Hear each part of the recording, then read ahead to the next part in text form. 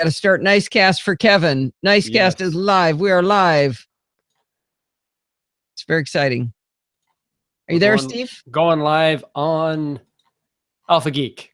Alpha Geek Radio. Howdy doody, everybody. Alpha Geek Radio. This is very exciting. Very exciting for everybody to be here. I can tell that for sure. We've got, let's see, we've got a small but mighty chat room tonight. For some reason, Steve is in as SP Sheridan and Stephen P. That's new. We have Kevin, Dan, Ian, Jino Choi. We've got Dorothy. And bringing up the bottom of the alphabet, we've got, Brian. Brian? Oh, Bruce. That's it. Bruce. Bruce is going to be on the podcast in Chit Chat. Hopefully, I think it'll probably be in 2 weeks, Bruce, when we can do it. Say hello, Gracie. Hello, Gracie. Does anybody in the chat room have one of these? The tracker? I did. Get out a hammer and smash it. That's going to be the plot for today. All right. I think let's do a quick test. Make sure everybody can hear this. Steve, I know you can hear it. I want to make sure the audience can. Hi, this is Allison Sheridan of the NosillaCast podcast, hosted at podfeet.com, a technology geek podcast with an ever so slight Apple bias. Today is okay. Ooh. Did you guys hear that? I heard it. All right. Anyway. You're hearing it quickly. Yeah. That's pretty good. All right. Need to save this to a file. This should go in the NosillaCast audio folder. Jino Choi is here tonight. Oh, he's actually here in real life. Here. He was here last week too. Underwater in Tulsa. George is getting a little too much rain. Uh-oh.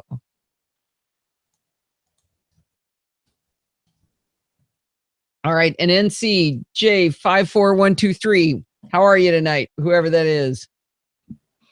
Lurk away, lurk away. All right, Steve, I'm going to go live or going to start recording if you are ready. I will go mute right now. Okay, I'm going to get a little bit farther away. Still having trouble with peeking in this program. It picks up everything. All right, here we go. Hi, this is Allison Sheridan of the NosillaCast podcast, hosted at podfeet.com, a technology geek podcast with an ever so slight Apple bias. Today is Sunday, April 30th, 2017, and this is show number 625. This is going to be a positively jam-packed show. I installed the Ecobee 3 smart thermostat with only a little bit of help from Steve. We'll explain that adventure. Then we're going to hear the first of our interviews from the National Association of Broadcasters conference that Steve and I just attended. The first interview is about a cell phone case called Quarterback that will give you over-the-air TV on your phone in HD. It's pretty cool. Then I'll tell you about why you should not buy the tracker. Then I'll come back to the Ecobee 3's thermostat. I'll tell you why it's awesome and why you shouldn't buy that either. Then we're going to have a great session of security bits with Bart Bouchatz. It ran longer than usual, but it was super meaty. Instead of a giant list of news and the security breaches, it was 4 security medium segments that are very nuanced. So the explanation discussion on each one was pretty important. I found all of it fascinating, so we better kick in on the show because there's a lot to talk about. Well, just today, Bart and I just finished recording Chit Chat Across the Pond, so we're a wee bit late in the week on it. In this installment of his Programming by Stealth series, we review our test code using QUnit, and then we learn how to use QUnit to test our code within a real browser page. We do these tests running the API we built together called the Bartificer Link Toolkit from a long time ago. That's the one that identifies external links on a web page and makes them open in new tabs, adds the tag rel equals no opener, and adds a cute little icon to identify them as external links. As always, Bart's terrific written tutorials and downloadable examples are available over at bartbouchatz.ie. And there's our first segment done. Uh-oh. Huh. I wrote to Chuck Steve and asked him whether he had the name of the guy at LaCie, and he said he didn't get a chance to talk to me, so he didn't get it either. All right. Well, I think I sounded it out pretty well. We'll see. Yeah, I guess so. Let's see. Oh, that's why I got a notification while I was talking, Steve. You said Podfeet in your... sorry about that. It's the live page, right? Yep. All right. Who is that, by the way? Have you figured out? Rose. Oh, it's Rose. Yeah. Yeah, I wrote to Chuck. I know. It was awful. It was terrible.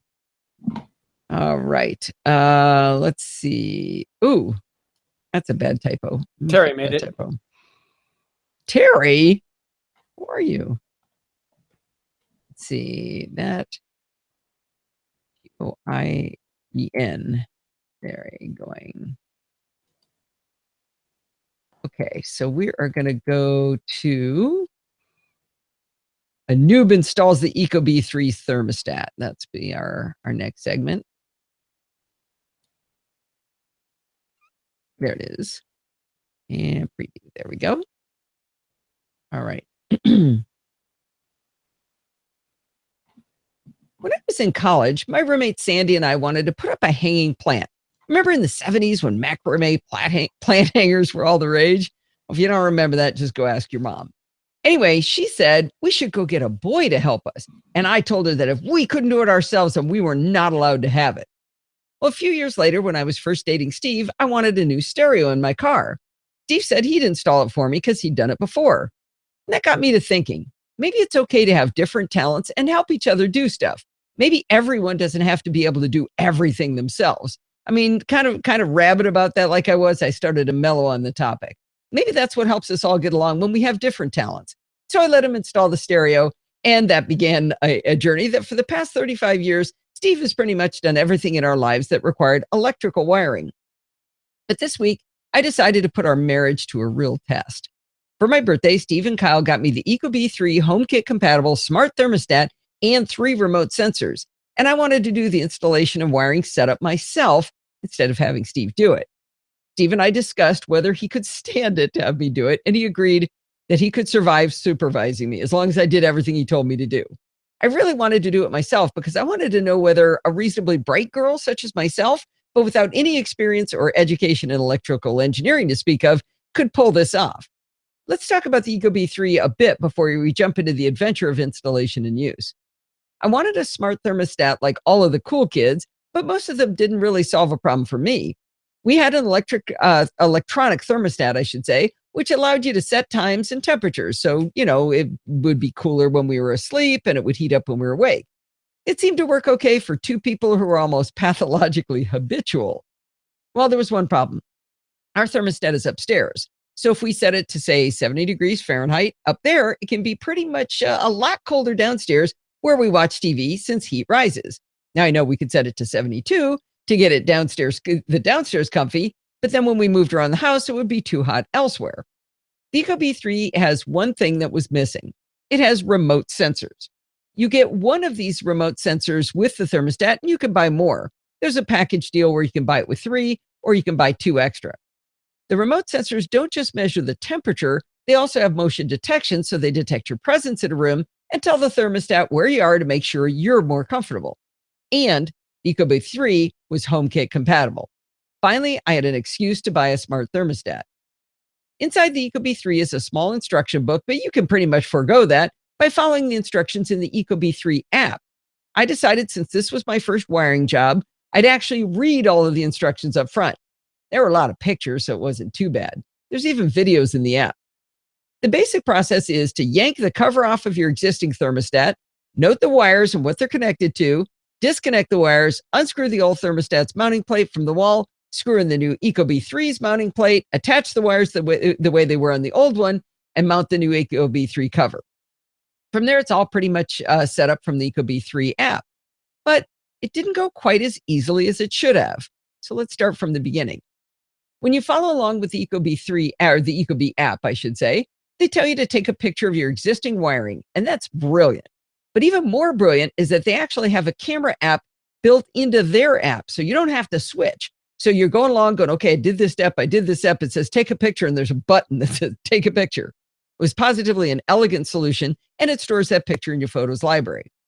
Evidently, thermostats and heating/air conditioning, also known as HVAC systems, have several different options, so you can have a lot of different combinations of wires. In my case, I had a C, W, G, and R wires. C was colored yellow, W was white, so W and white kind of went together, but G was blue, and R was actually red. You would have thought they could have made them all match their colors, but no, that would be too helpful. So let me note that I have no idea what any of these letters mean. I don't know what C, W, G, and R mean. But apparently the existence of that C wire was super important. Now, I only know this because Stephen Getz got an ecobee 3 just a few days before me, and he seemed obsessed with the topic of that C wire. What I do know is that if you don't have a C wire, you will have to install the PEK, also known as the Power Extender Kit. From reading just a teeny bit, I've learned that the C wire means common wire. That doesn't help me understand one little bit about the purpose of the PEK or that wire. I could have done a bunch of research for you on this, but I'm approaching this as a norm, so I didn't really pursue it much further. It is important that Stephen explained to me later that the PEK installation allows him to avoid that C wire, and the PEK installs into the HVAC system itself. So you don't have to run a big long wire between your HVAC and the new location of the ecobee 3. I'm going to stop because I have notifications on and my family's decided to chitter chatter with me right now. You might want to see that one, but it'll take a little. What is it? Is it Forbes? It's Forbes doing something he's never done. Oh no, did he crawl? I won't give it away. This Okay. is really good radio. I could bring it up on screen so everybody could see my grandson crawl. I'm sure that's what they really I'm sure want. they would love it. Actually, I know Rose would like it. Doug Bender snuck in. Hi, Doug. Yes, he did. All right. Okay, let me make sure I cut that a little bit. A little harder for me to start the editing there. Okay, what did I just say? Okay. Terry's saying, don't you guys have an Echo, which we do? You've got it linked to the ecobee now, right? So we haven't linked it. No, I didn't. I don't want Amazon talking to my other HomeKit stuff. Amazon's on a completely different network too. We keep Amazon over with the PC and the Wemo and the Nest. The Dicey network. Yes, the Dicey Icky network. Okay. But why? What do I need the Echo for? I've got it. It's HomeKit compatible. There's no reason to have to worry about Amazon. And I still don't understand this, but people keep going, well, yeah, but it's so easy to do on the Echo. But I can do this from my watch. I can talk to my devices from my watch anywhere in the house. I don't have to go down to the kitchen to talk to that Echo. And I'm not putting the Echo look in my bedroom either with the camera on. So that's like people like talking to Echoes more than they do Siri. Maybe because Siri's a little less responsive. I don't know. Oh, Terry was going to talk about IFTTT, but I can set up scenes with HomeKit. So I set up a scene called TV time. And if I say TV time, it'll take my hue lights, turn them on, set them to the temperature I want, and set the heater or the temperature down in the family room to the right temperature. As I get more devices, that'll get even more cool. But I can say goodnight, and it turns off the lights, and it sets the temperature, the thermostat to nighttime. So what do I need IFTTT for? Not that I'm not a fan. I just have never figured out a reason to use it yet. It seems like I've got the stuff I need. All right. If we had a lot more sensors of different types, then and our weather varied a lot more. Yeah, maybe. Yeah, I get that it's cool, Terry. I just I have chosen to stay away from the Amazon stuff. I don't know why I bought one. Kind of fun. You bought it because it's tech. Yeah, so I could mock it. Right. Okay. See, here we're going live again. Yeah, that's a good point, Terry. He says it was a solution for me before HomeKit became so handy. All right, here we go. Anyway, the good news is that the ecobee 3 comes with a PEK, and the app will tell you how to install it if you don't have a C-wire, but I got to skip past those steps. The app did another really cool thing here. It asked you to tap on a grid of letters corresponding to all of the different wires that you might have, selecting only those wires that you found in your existing wiring. This allows the app to tailor its guided setup for your specific installation. Next, the app tells you to pull the wires out of each connector plug one at a time and label them with included stickers. I really like this part, although my able assistant Steve suggested it was unnecessary. I liked putting C on the C wire, W on the W wire. I'm sure even though I only had about 4 wires to keep track of, I definitely would have gotten them mixed up by the time we were done with this operation. I was now authorized to remove the old thermostat. This was pretty easy. There's just 2 screws, about 3 inches apart on the two sides of the faceplate. Like I said, actually it was 3 and 5/16 apart, and that's important. They were screwed into a standard metal outlet box mounted inside our wall. I say it was standard because when Steve replaced our original thermostat, he was able to use the same pre-installed outlet box. The reason I'm harping on this standardized mounting screw separation is because the Ecobee 3 does not use the same standard mounting screw distance. They made the worst possible design decision for us. They made the mounting holes vertical instead of horizontal, which isn't a crime against design, but they made the screw holes significantly closer together. The reason that was a disaster is because the screw holes lined up almost exactly with the very edges of that metal junction box. Instead of being able to use the nice screws with drywall plugs, we were going to have to drill holes into the very edge of a metal box, and the metal box had a little metal lip on it. So we only discovered all this after chipping away enough drywall to reveal the junction box edges. And of course, the plate we're going to have to attach was just a smidge smaller than the room we had on either side of the lip. After some swearing and ranting by both of us, we punched a starting spot for the drill, and I gave it a go. It was clear that my skills with the electric drill and strength to hold it still were not, they were kind of lacking. So Steve eventually did take over on that part. He had no choice but to drill the holes at an angle using a smaller drill than our screws and then to slowly enlarge the holes to fit our screws. We put the Ecobee 3 into place, feeding the wires out of the center hole, and began about an hour's worth of trying to get the darn thing screwed down. Because we didn't have quite enough room to get those screws in straight, the screws were pan heads and they were at an angle. And that meant that they sort of poked up. And when we tried to attach the Ecobee faceplate, it rocked on those heads and kept the thermostat from making a good connection to the pins underneath. Finally, we decided to actually modify the mounting plate itself because it just would not seat properly. All right, enough berating about the bad design of the mounting plate. Now it was time for the fun to begin. Oh, I should say, Stephen Getz says I'm crazy. He said he's never heard of a standardized junction box. He doesn't know what I'm talking about, and his all fit perfectly. Anyway, all right, let's get to the fun part. I happily inserted each of my beautifully labeled wires into their corresponding holes. We stuck the main component of the Ecobee 3 into the mounting plate. That's the thing with the actual display on it, and immediately it came to life. They are really serious about the name Ecobee. They have a little bee that flies playfully around on screen while it boots itself up. From there, the Ecobee 3 started asking me a bunch of questions. Like it wanted me to verify the wiring terminals I had, and whether I wanted Fahrenheit or Celsius. We're finally in my wheelhouse now, entering all of this information on a lovely touchscreen. I was asked to name the thermostat, set my ideal temperature, and then asked to enable the Smart Home and Away feature. This is where the money savings part starts to come in. The Ecobee 3 can sense if you're home during times when you've told it you'll be away, or vice versa, if you use the Smart Home Away feature. And that allows it to override your settings and maximizes both comfort when you're at home and savings when you're away. Finally, after a few more questions, it was time to set up the Wi-Fi configuration. And I was given a choice of whether to use my phone for setup or to just do it right on the device. I expected the Ecobee 3 to be just like all of my other IoT devices, connect my phone to the IoT's built-in Wi-Fi, then it would learn about the network and my password, and then you switch the phone back to the house Wi-Fi and you're good to go. That's not how the Ecobee 3 works. When I went into Wi-Fi settings on my phone, instead of seeing the Ecobee 3 as a Wi-Fi hotspot, I had a whole new entry I'd never seen before under Wi-Fi called Set Up New Device. Well, that sounded like fun because it said Ecobee 3 on it. I tapped it and it said on screen to give it a minute while it found available networks. Now, I thought it would find all the networks in my house and my neighbors' networks.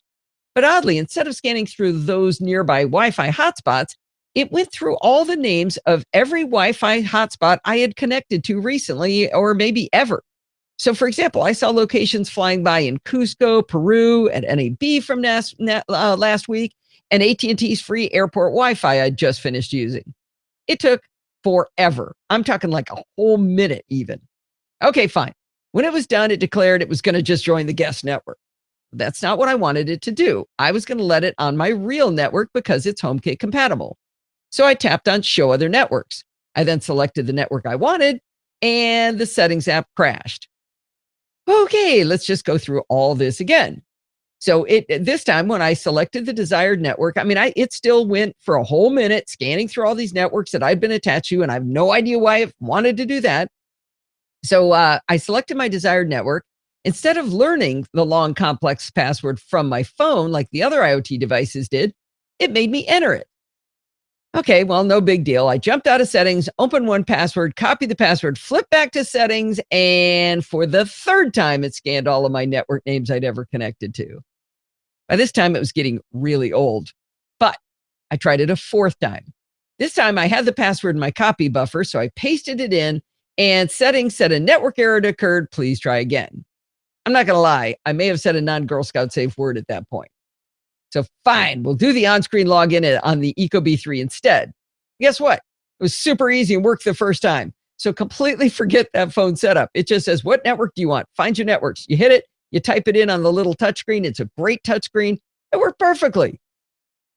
All right, around this time, I went back to the ecobee 3 app on my phone, and now it was asking me for a registration code. Lucky for me, the thermostat had just started displaying the required code. The app then asked permission to use my location. And it wanted that because it'll allow it to display my local weather. It's not got sensors outside or anything like that. It's just probably pulling it from some local weather service. Registration also requires some information on your house. They want to know, is it an apartment or detached house? How big is it? How old is it? And how many people regularly reside there?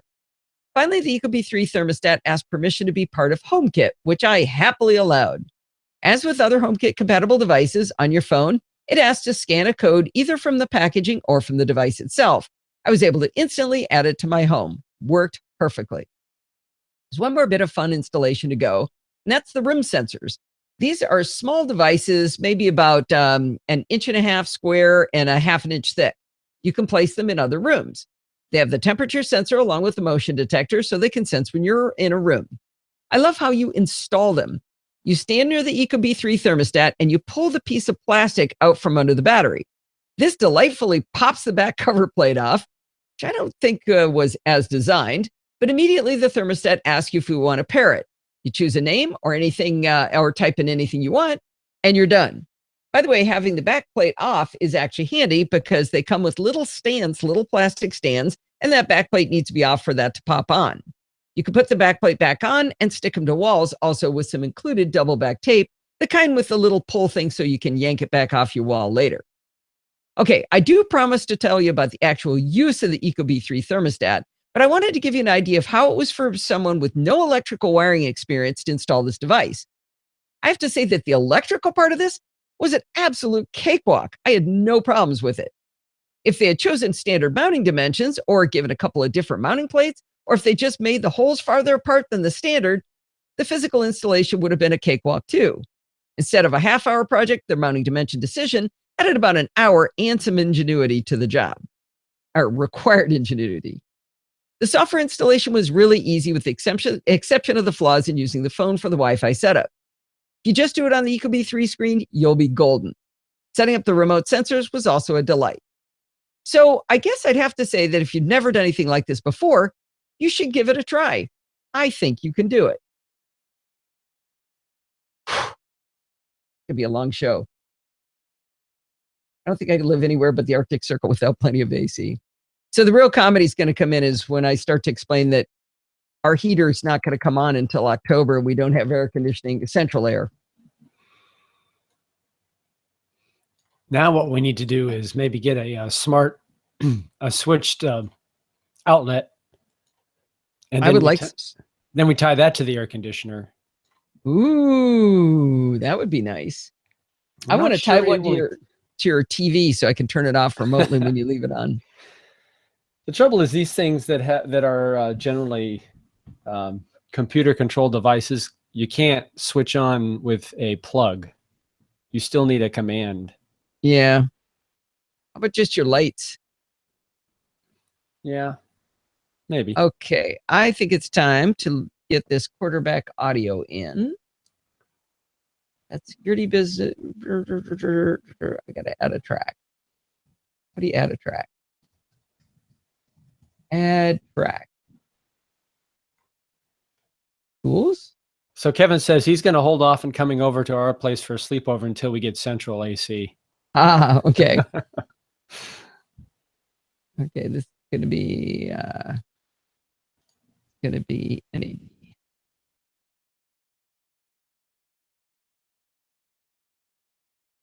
And one of the nice things is this new Hindenburg app analyzes the audio and sets the level. So it just leveled it down to match up with my audio, Steve. See how it sounds coming in. So it was really hot when it came in and it brought it down. Cool. Try. I Nice. think you can do it. Steve and I just came from the FCC. It's a little low, actually. But it's not bad. What do you think? Yeah. Chairman Ajit Pai's speech, where he talked about the fact that 93% of Americans. That's clean audio, Steve. That's pretty good. Terry's asking what the Hindenburg app is.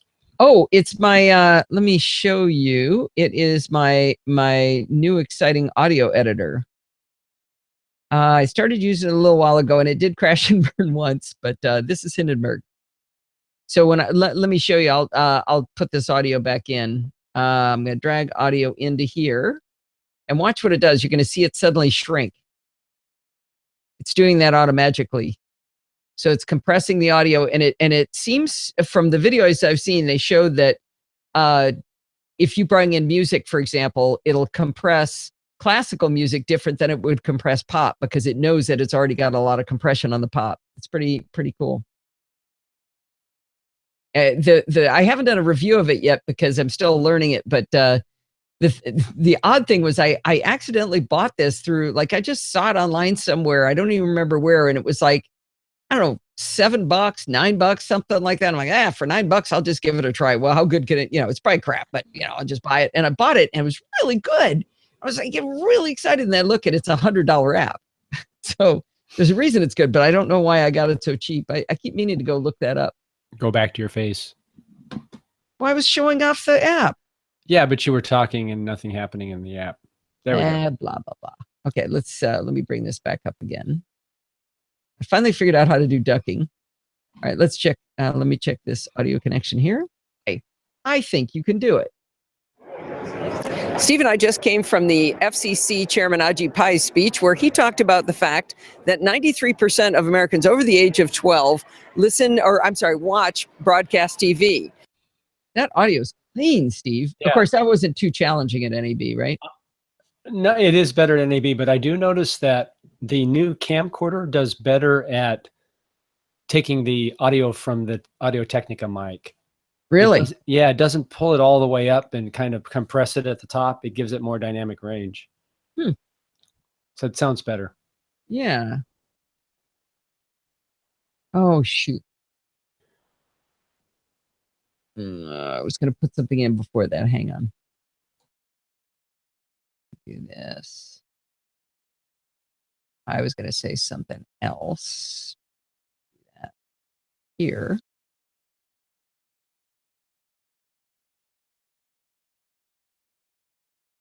That here. Oh, no tracks are enabled. Yeah, you are. There you go. That's a bug. We're going to come back and talk more about the ecobee 3 and how well it works, but let's take a break and listen to the first interview from NAB 2017. Now, I think I like the editor better. I'm still not got the hang of all of it yet, but it's pretty fun. 2017. Steve and I just came from the. That audio sounds great. Okay. End. I haven't learned the keystroke to get to the end yet, though. All right, now we're going to have a rant. What's that? Dan is asking about voiceover with that audio with Hindenburg. Yeah, I haven't tested it yet, Dan. I do not know.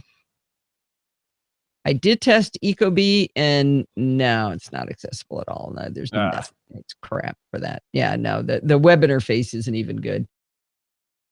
So, and I will mention that. No, I haven't tested that. That is on my list of things to do, Dan. No need for manual, blah, blah, blah. Okay, here we go. Oh, wrong track. This track. Well, I think that was really cool, and I hope they actually come out with that product. I tend to stay away from any kind of crowd-funded things until they're real, but, the people in that seem pretty real, and I thought it was cool, and she was super fun. She actually remembered me from CES 2016. When we were talking before the interview, she said, "Wait a minute, I remember you. We were standing together at the, what is the battery charger that everybody likes, the Mophie booth."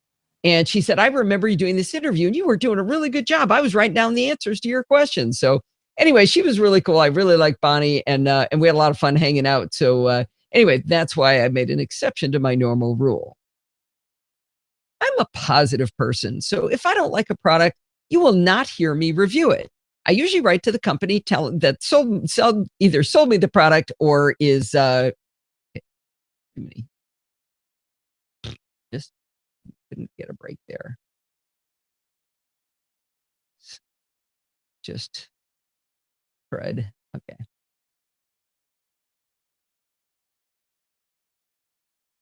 Not know how to bring these things together either. I'll go there. Okay, here we go. I'm generally a positive person. So if I don't like a product, you're not going to hear me review it. If I don't like something, I'll usually write to the company selling the product instead and tell them where they can improve. That's why you don't very often hear me telling you to not buy something. But I'm going to make an exception today. Please do not buy the tracker. Tracker is a coin-sized device that you're supposed to hook on your keychain, throw it in your luggage or purse, or hook it up to Fido so that you can find these things if they ever get lost. The tracker uses Bluetooth Low Energy to be discoverable by an app on your phone.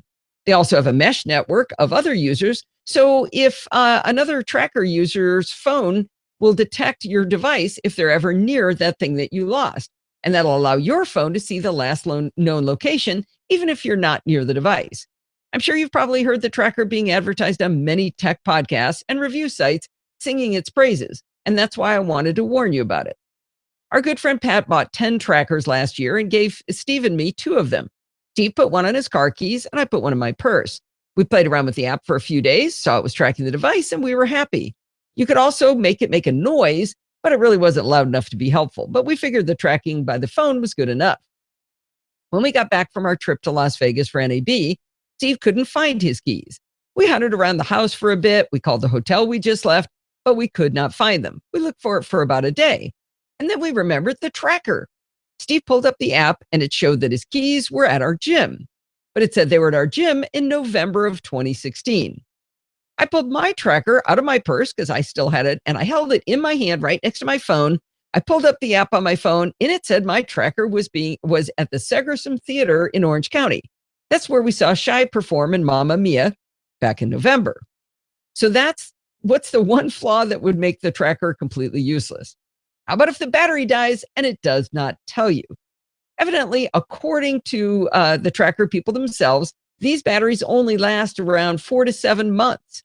And you have to order new batteries. Well, you can't order new batteries from them. The newer models have replaceable batteries.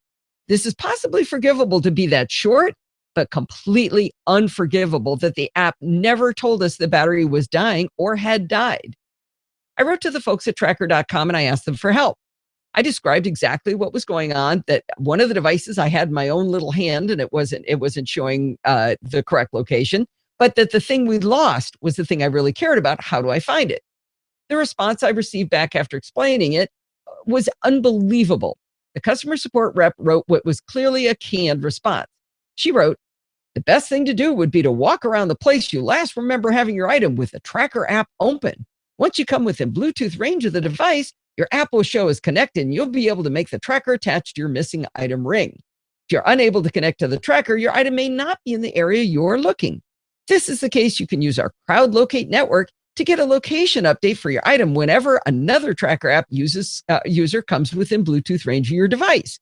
She wished me the best of luck finding my belongings, though, so that was nice. You can bet I wrote back, suggesting that perhaps she actually read what I wrote. You won't believe what her answer was to that email, or possibly you will. She told me to take the batteries out and put them back in. She said maybe they're not dead. And also I should reboot my phone, turn it off and on, turn Bluetooth off and on. Unfreaking believable. After this happened, I wrote about it in our Facebook and Google Plus groups, and I was really surprised at the responses I got. Not one single person said, wow, I never had that problem with mine, which is what usually happens, right? You have these weird experiences and everybody else goes, well, mine's fine. Every single person wrote that their batteries had all died and they had not been notified. I checked with Pat, and the other 8 she had purchased were all dead as well, unbeknownst to her. A couple of people wrote that they did get replacement batteries for theirs and that they still didn't work after they replaced the batteries. Now, recent updates to the tracker app now say you will get notified if your battery dies, but I sure wouldn't trust it if you can't put new batteries in it and they only last 4 to 7 months. It's just unbelievable. So don't buy the tracker. Save your money. One bit of good news, Steve finally found his keys. They were in a hidden inner pocket of his new backpack that we had both missed the first time through searching it. And we had several people respond. It was 4 or 5, wasn't it? Overall, between Facebook, Google Plus, and Twitter, it was probably 10 or 12. Wow. Yeah. It was 100% against it. That's the one thing you wanted it to do, is make sure that it's your one job, is the title of my article. Kevin is asking about the tile. One of the people who wrote in said that they bought a tile the same time they bought their tracker, and the tile is still working and the tracker's dead. So, yeah, I think the tile does pretty good over at least a year, and it does notify you. I got several notifications about the battery, but there you have to actually get a new tile, as I recall. Yeah, so that's unfortunate. But the main thing isn't whether you have to buy a battery or buy a new thing. It's you want to find your stuff. It's like you had one job. And I was depending on it. Yeah. It's like I blissfully going along, assuming, well, if I lost this, I can find it with my tracker. Yeah. No. Nope. Terry joined us. Terry Vaughn. Terry Vaughn. We've got a pair of Terrys. 2 Terrys. Pair of Terrys, yes. I don't think you can have too many Terrys, can you? Usually we have a lot of Nicks, and we're Nickless tonight. I think a full house would be 5 of them. 5 Terrys? Well, maybe 3 Terrys. 3 Terrys and 2 Nicks? 2 Nicks, right. All right. Now we're going to talk about the ecobee3 and why you shouldn't buy that either.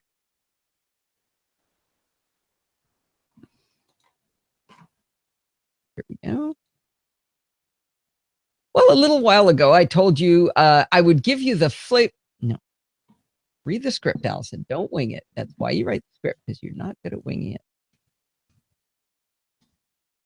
Earlier, I tried to give you the flavor of how to install the ecobee3 smart thermostat. So now let's talk about how it actually works. But if after hearing more about it, you feel tempted to get one, don't do it. My timing could not be worse on this, because I found out from Mark Poley right after I wrote the first article that ecobee will be revealing the ecobee 4 next week.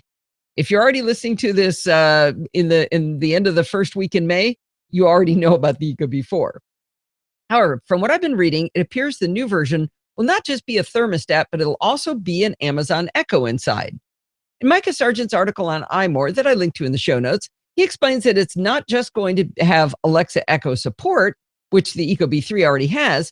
It will be an Echo. Even if having Alexa or another Alexa in your house sounds cool, definitely hold off until the official announcement. And even if you don't want that, the price on the ecobee 3 has dropped dramatically as a result. So that's cool too. What's $250? And it's getting closer to, shoot, I should have the number off the top of my head when I say things like that. Where is, hang on. 115. With the, if you count the rebate. Yeah, I wrote down it was 65, but then there was a 50 that we had to remove or add. Uh-oh. I am not reading the right version of the article. We edited that. And I need to refresh.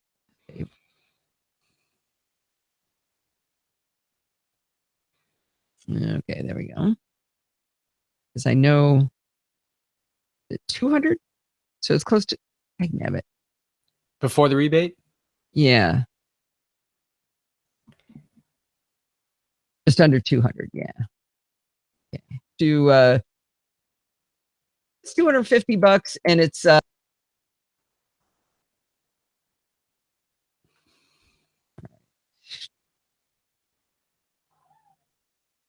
Uh-oh, I heard a kitten. It's Gracie. Okay, mute, dear. Muting now. All right, where was I? So that's cool too. Just stop there. Okay. I think it's a reasonable assumption that the functionality I like about the Ecobee 3 will be in the Ecobee 4. So let's jump in and talk about it. I asked Stephen Getz to collaborate with me on this piece because, like I said, he just bought one and he's done a lot more playing with his than I have with mine. The Ecobee 3 has a beautiful black touchscreen display that shows you the temperature, humidity, and gives you a nice on-screen slider to change the temperature. I already like this better than our old electronic thermostat. With the old one, I actually had to get a flashlight out to light up the display. I had to hit a button twice, then hit a button to change the temperature, then another one to get it back out of the changing mode. It was really annoying. You can control the settings for the Ecobee 3 right on its touchscreen, but you can also do it via a web interface. Both methods work really well, but it's a lot easier to sit at your computer to configure the settings than it is to stand at the thermostat, and the settings on the web are much more advanced. There's a lot more you can do. With the Ecobee 3, you can set up a schedule of different kinds of events. For example, you can tell it that you sleep from 10 p.m. to 6 a.m. So I'm sure you get 8 hours of sleep, right? Anyway, then you can tell it when you're away, like at work from 8 a.m. to 6 p.m. Home, away, and sleep are 3 defaults you can set, but you can actually add your own. You can name them and set specific temperatures for each time and whether you're home or away in those kind of events. They call these things comfort settings. So a comfort setting would be, when I'm home, I want it to be 72 degrees Fahrenheit, and when I'm away, I want it to be 66 degrees Fahrenheit. Then say you create an event called gym, you choose gym to be either away or home. Because they did this in a calendar view, you can create these events on, say, a Monday, and then copy Monday to Tuesday through Friday, then set different times at events on Saturday and Sunday. It's pretty easy to figure out, no manual reading required. You can also set temporary vacations where you simply tell it you'll be away for some length of time and set the temperature you'd like to be maintained while you're on vacation. Now, remember I said this was a web interface? Well, you don't actually go to the IP address of the thermostat to access and change your home and away times. It's actually a login at ecobee.com.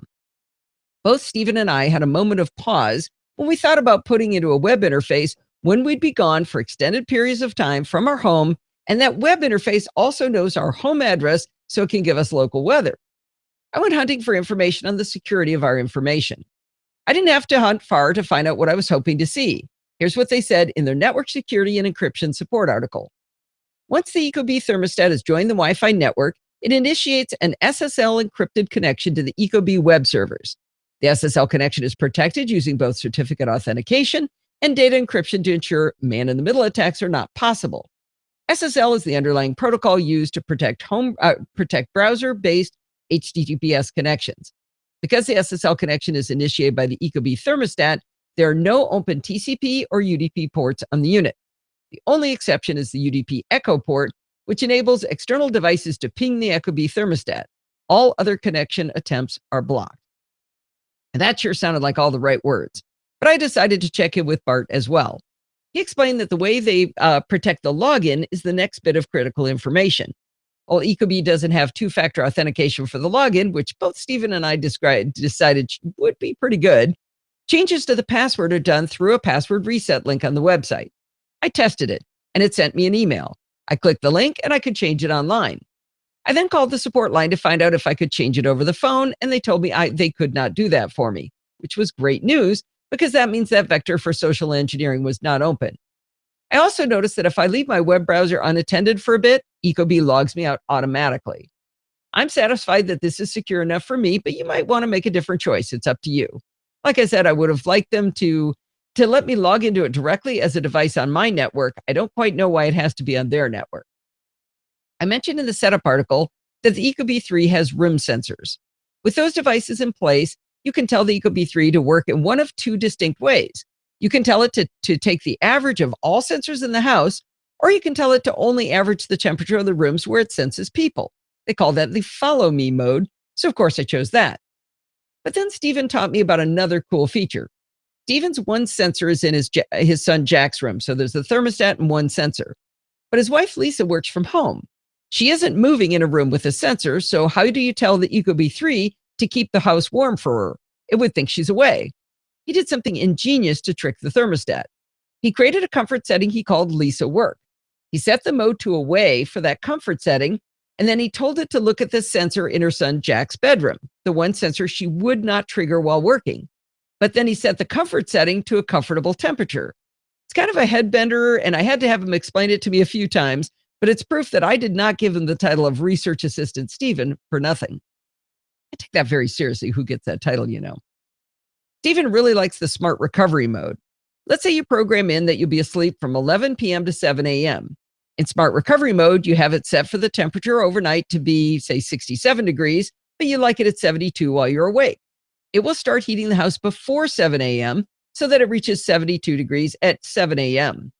Our old thermostat did that too, but it was really hard to program.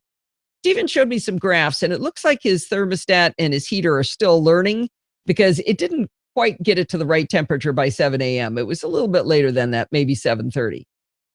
The real fun of the web interface is the Home IQ page. In there, you can see the effects of the settings you've made as a function of time. One of the reasons I asked Stephen to help me with this review is because his charts are way more interesting than mine. You see, we don't have central air conditioning, and it won't get cold here again till probably October if I'm lucky, so my heater is not going to go on. In addition to the program times you expect to be home and away, if the Ecobee 3 senses you're not home, it will change to the away temperatures you have set in comfort settings. That way you don't have to fiddle with it every time you leave or arrive home unexpectedly. Stephen sent me a screenshot of his house on a day when his wife went out in the middle of the day when she normally is at home. You could see a distinct drop in the desired temperature in the graph because the Ecobee 3 knew she was away and figured it would be okay to drop the temperature. That's pretty cool. Now that I think about it, wonder why his other rule didn't override it changing. Maybe he did that other rule later. Anyway, there's a bunch more graphs to look at that are really fun, but if that's not enough, there's even a download link that gives you a CSV file of all your data so you can import it in Excel and make your own pivot tables. Cool is that? I asked Stephen to also tell me any downsides to the Ecobee 3 from his perspective. He put price on his list because it was $250 when we bought it, and there are cheaper alternatives like the Wi-Fi enabled Honeywell at $150. The Ecobee 3 now lists for under $200 on Amazon, and of course there's an affiliate link in the show notes, but so that doesn't make it that much more since it will be the old and busted model in just a few days. Let's not forget that you can get a programmable thermostat for as little as $22, but it's not a smart thermostat. You might also be able to get a rebate from your gas and or electric company. In Southern California, the gas company will rebate me $75, and there's some other interesting deals from the electric company that I don't think I'm going to sign up for. It's a thing where they can actually control your thermostat. Like if they're running out of power, I guess they can make it too hot in your house, your air conditioner, or too cold. Anyway, I don't know if I'm going to want to do that, but it's something you might want to check into. I also checked a few other zip codes to see whether people had the same features that are the same rebates that I could see in Southern California. I looked at New York and Utah just as a couple of random places, and both had rebates over $100. But Stephen said in Canada, he couldn't get any rebate at all. So your mileage may vary, but it might make the cost of this home automation thing, this home automation thermostat, a lot more affordable. So be sure to check that out and look on the website and see whether you can get a rebate. Stephen also doesn't like that the system monitor, that's the cool graphs, are an hour behind. Not sure I see a big temperature graphing emergency I need to monitor coming up, though. Here's a tiny little feature that we need. The Ecobee 3 will send you an alert when your heater filter needs to be replaced. I know we could use Apple reminders to do this, but we've just never got around to setting that up. So we told the thermostat it could tell us. In case you're wondering, the Ecobee 3 is pretty much inaccessible to the blind. The on-screen controls, near as I was able to figure out, have no text to voice options at all, and the web interface was filled with unlabeled buttons and inaccessible graphs and controls. It's a shame they didn't think about accessibility. Remember I wanted the Ecobee 3 because it was HomeKit compatible? Well, in HomeKit, I can now see all of my sensors in there, and not just their temperatures, but whether they've been triggered. It's actually two little boxes. Once you get multiple HomeKit devices, you can create a scene. And I don't mean the kind where you embarrass your partner in a restaurant.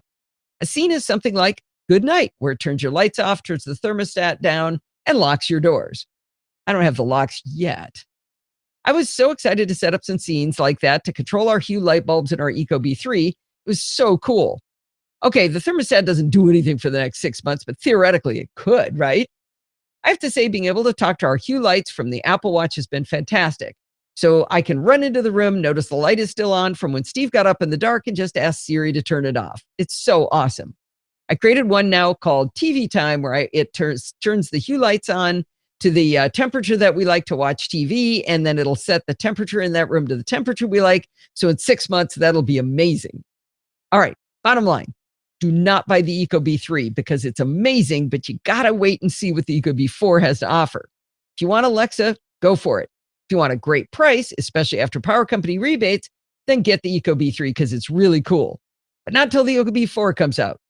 If you don't like the ecobee 3, just blame Steven.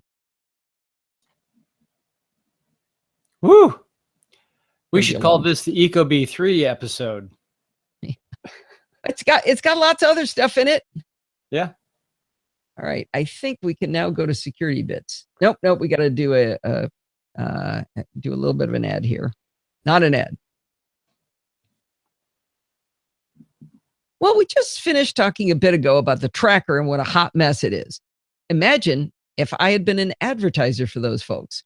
Would have created quite a conflict of interest for me if that had been the case. Now, I'm not saying I'll never advertise again, but I have to say I feel completely unfettered to say what I really think because I don't have advertisers. This show is completely supported through donations by listeners who push the support the show button over on podfeed.com. If you push that button from there, you can do a one-time PayPal donation. You can become a patron of the show through Patreon and donate just a little bit every week. Or you can push the Amazon button and buy your toys through our affiliate links. All of these methods are great ways to demonstrate that you find value in the show. And thank you to all of you who continue to support our efforts here. I got a PayPal donation today, but I don't think it was a podcast listener. I think it was somebody on a message board I contribute to, which was kind of fun. Yeah. I've been very helpful recently. Did you want to recognize them? I don't know if they're a listener, and I haven't actually written to them to find out why they gave me money. Like maybe it was an accident? Yeah. And you don't want to let them know that.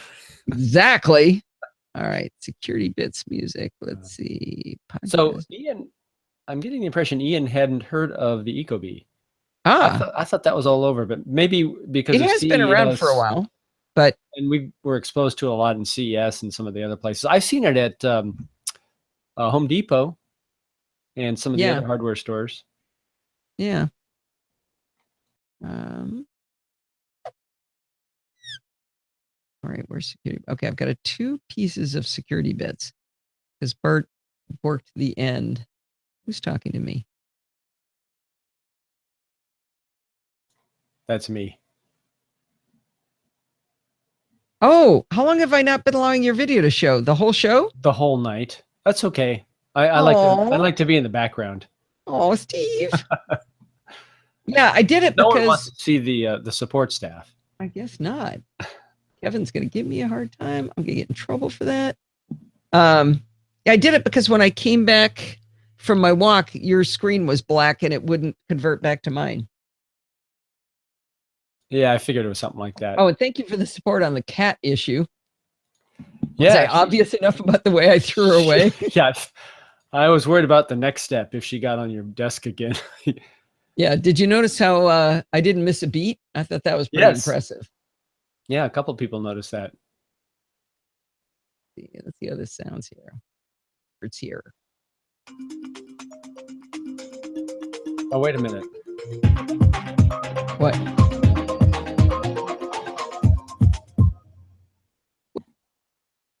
Oh, wait a minute. What? Oh, never mind. I didn't realize you're in the middle of something here. No, it's okay. I'm just listening. Yep. Well, it's that time of. I think that sounds pretty good. And then I gotta get figure out that keystroke. Because I scroll to the end and it scrolls past longer. Come on. Oh, that's not peaking, is it? So I'm not sure why that is. Like Bart's kind of square waved off. That might just be he's a little hot. Yeah.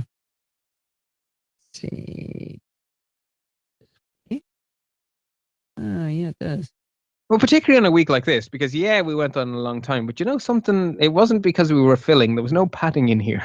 Okay. Yeah. Oh, security bits was good. It was really, really interesting. So much meat. You want to give us any Yeah. spoilers? Let me see what the thing is here. Okay, so especially you Windows folks out there with all this double pulsar stuff going on, stay patched, stay secure. Oh, that's right. He screwed up the ending. He said double something else. Said, remember, especially you Windows. It is a good week. There we go. We found our silver lining. So with that said, See what that said? okay, so especially you Windows. It's going to be trickier to edit than I thought. Let's see. Remember, especially. Got you there. Do-do-do. Here. Oh, probably not what I wanted to do, but that'll work. That's not. Found our silver lining. So with that said, okay, so especially you. Oh, nope. Don't want with that said twice, do we? So with that said, I have not edited to this level. so with that. So with that. And so So with that. What are you trying to do? I'm trying to cut out Bart making a mistake at the end of the episode that we then re-recorded. Okay. But I'm trying to get it where it sounds like a good cut spot. Lighting. Okay, Here, it's a little clumsy. silver lighting. Okay, so especially you. Okay. Can you see your waveform? Yeah. Can you broaden it? Yeah. You Drill want to down? watch? Yeah, I want to see. So in this case, in Final Cut, what I would do is broaden it way out and look for a little valley to make the cut. Yeah. It's so this is, oh, you don't see it yet. Okay. So it's right here. And there's not really much of a valley. I just cut What's it. here? What's here? Where are you? You see it? But by broaden, I mean extend the timeline more. I know. I'm way up right now. Oh, okay. But see, he says, so I cut that.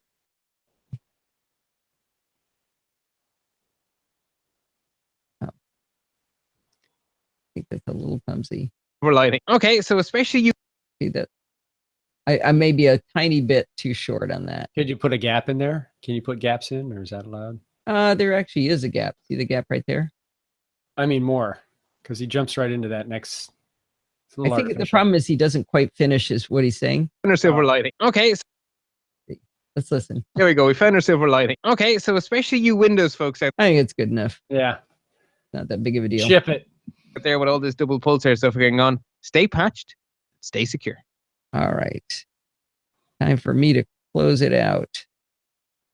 Whee! Yeah, so one of the biggest things he talked about that was so interesting to me Switch was, back to you. all right, fine. You probably want me to let you be viewable too. Well, at least you. Okay.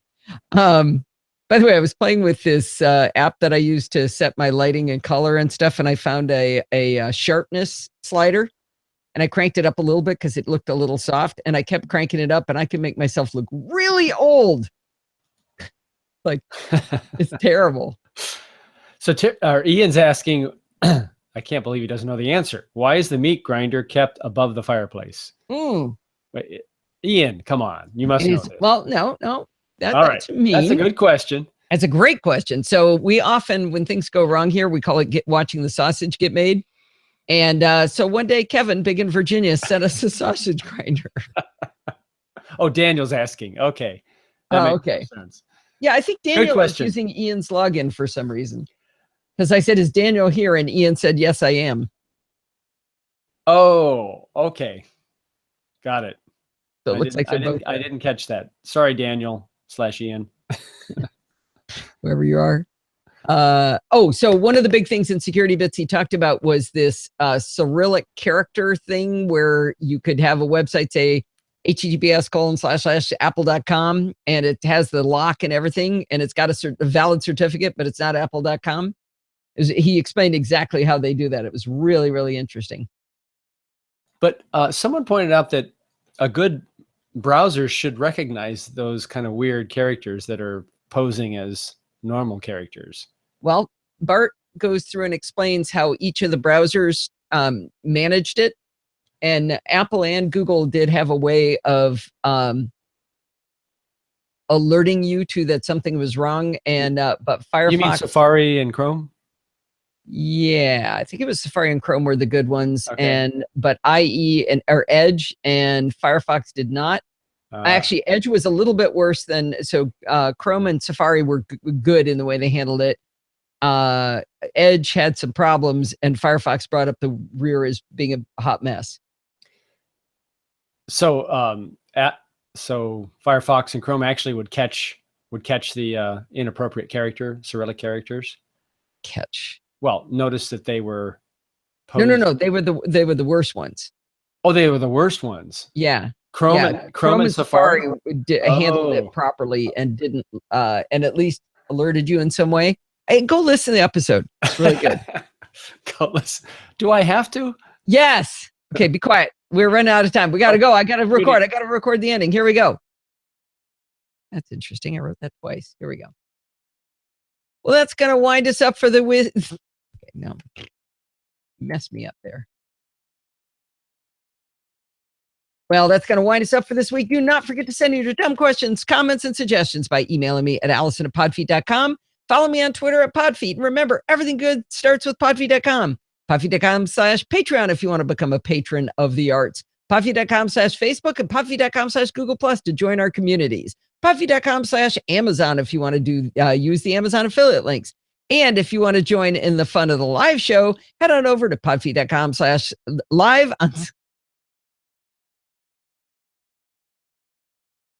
And if you want to join, I said that enough times, you would think I could do it.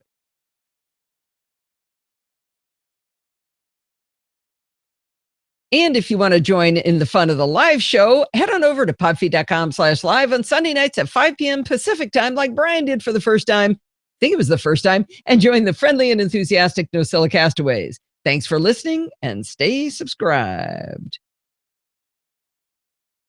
His name was Brian, wasn't it? Brian, the data guy? Yeah, look up twitter.com/use the data and make sure, if you would, and make sure it really, his name was Brian. Bruce Wilson?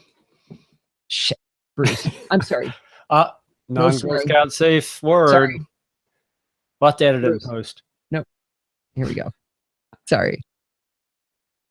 And if you want to join in the fun of the live show, head on over to podfeet.com/live on Sunday nights at 5 p.m. Pacific time, like Bruce did for the first time. I think it was his first time. Anyway, and join the friendly and enthusiastic NosillaCastaways. Thanks for listening and stay subscribed. There we go. Makes it so much easier when people use their Twitter handle for their I know. their chat name.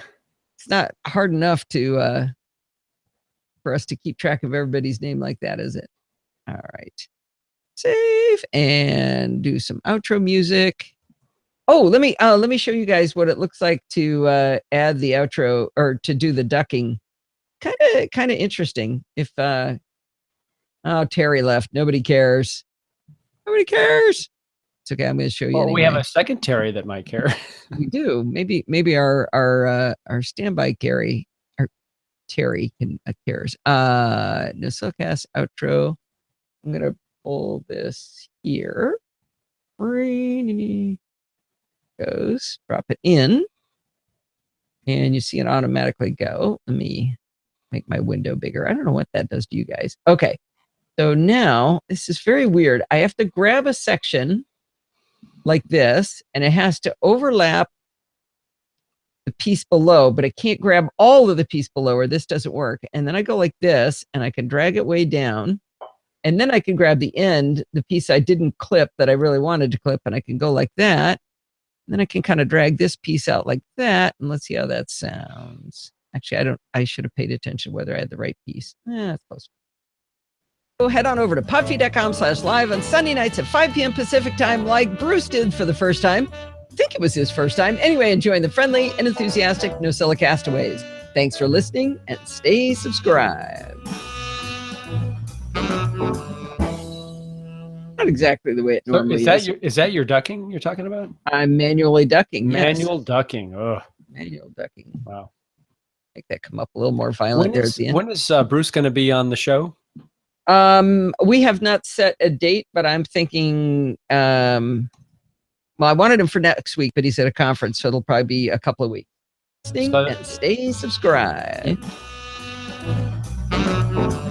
There we go. That'll be a chit chat across the pond light. Yes. Well, yeah. So I want to show you the best part. I'm going to export this to an AIFF, and I want to show you how fast it is. Let's see. That's chit chat. Let's put it in the right folder. Oh, you're not seeing the folder. Shoot. No. It's not showing you. Okay. I'm going to hit save right now. And so this is oh Lord, this is a 2-hour show. What? No, it's 2. Yeah, it is. Yeah, it's how long was security? Or no, I guess it was an hour and 15 minutes. Oh my gosh. I think you broke all records. Okay, ready? Boom. That was exported as an AIFF. That would probably be Dan's gone, isn't he? Yeah. Oh yeah. All right. Dan would have been able to tell you that's amazingly fast. All right. Well, I appreciate everybody coming. And I'll say goodbye to the 4 of you who are left. Bye. Thanks for coming. Good night, Gracie. I got one idea. What? Maybe I should bring up Telegram and show that video or show whatever Forbes did. Sure, the Forbes. You haven't seen it yet. I have not seen it. All right, let him see. This is going to be exciting. Dorothy. It's just for Rose. Maybe Dorothy. No, Terry's like, I'm out. Yeah. See you, Terry. I don't blame you, Terry. This is Rose loves babies. So let's see. Where is... Well, that's interesting. It doesn't see Telegram. I'm not going to be able to show it. It's not shown as a window. Well, I could do entire screen. And actually, it may not work anyway. Huh? Check your screen. Make sure everything's good on there. That's fine. Dorothy's out. Is Rose sticking around? Rose is... And Jinho Choi. Okay. Let's see. Can you see that? Nope. You don't have the screen showing. Oh. Is it showing? It's transition. There we go. Can you blow it up bigger? Nope, I can't. It's his commando crawl. First time crawling. Oh, Dodger had to get in on the scene. Dodger, really? That's his crawling, huh? It's a commando crawl. We'll give him that. We'll take it. Well, it's take a lot to pull. Oh, she said he's been playing with the wires behind the TV, Steve. Oh, electrical engineer. I guess, but that's not a good thing, right? Yeah, I just told Lindsay her life is about to change yet again. Ooh. Does he actually make progress there? Yeah. Other than pivoting? He does. Yeah, watch. He's approaching the cabinet. He goes up on his toes. Yay! All right. I think all right. Bored people enough here. You think this has jumped the shark enough? We may have, yes. I didn't mean to do that. Plus, we're beyond our time limit. All right. Okay, bye, guys. Bye, Rose. Signing off.